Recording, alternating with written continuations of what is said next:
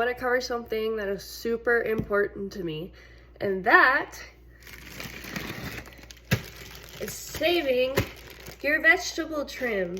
Whether you're using it for stock, like this guy, I save it, I freeze it, and then when I'm ready, I use it to make vegetable stock, chicken stock, beef stock, whatever I'm needing that week. And then these guys, I'm saving to compost.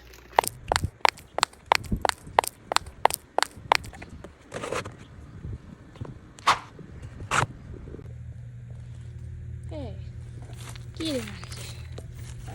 I'm going. Get. Bye. You're going in the compost.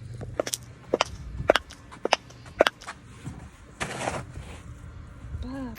So, of all my different trim, and this is a collection of vegetable trim from my client's home when I meal prep for them, because they don't compost, as well as vegetable trim for my meal prep at our house. So it's a combo of things. There's some veggies going sour, but it's okay. It's sad that we're not eating them, but it's okay because then we're going to repurpose them for the garden. So all of this nutrition has a place and value, and so it's going to go in my compost.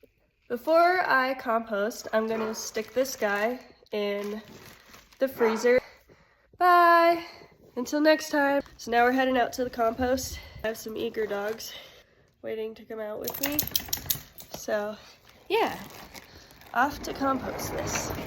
Here we are in our lower area. This is the garden. It's gonna be so cool this year. But my compost is right here. I just have a barrel compost. This is all I have right now, so eventually I might have to switch to something larger, especially when we collect leaves and stuff in the fall. I originally just started this side. Looks pretty gnarly right now. Smells pretty gnarly. Then I added onto this side. I'm kind of doing them at the same time now because I took out the compost that I've been doing over the winter and put them in the beds.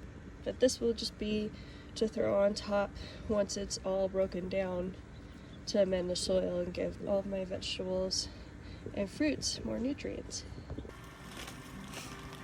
In this guy, I have some old sourdough starter in there. Looks kind of nasty, but you can still compost that because that's natural.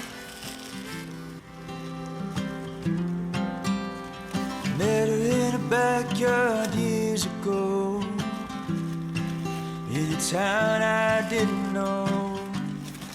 And then all this vegetable trim, I'm gonna break that up between both sides. I had a light and she was a flame. We swayed 4 hours to the wrecking machine, playing quiet from a balcony. She was wild like a mountain wind down the road. I meet her again.